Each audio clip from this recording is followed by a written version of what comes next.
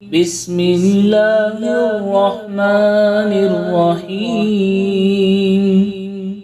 سبح اسم ربك الأعلى الذي خلق فسوى والذي قدر فهدى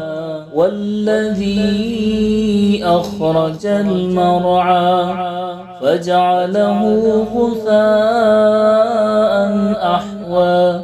سنقرئك فلا تنسى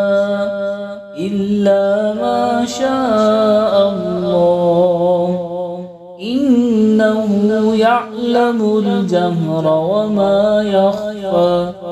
ونيسرك لليسرى فذكر إن نفعت الذكرى سيذكر من يخشى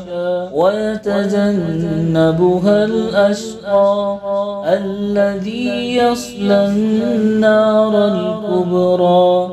ثم لا يموت فيها ولا يحيا قد أفلح من تزكى وذكر اسم ربه فصلى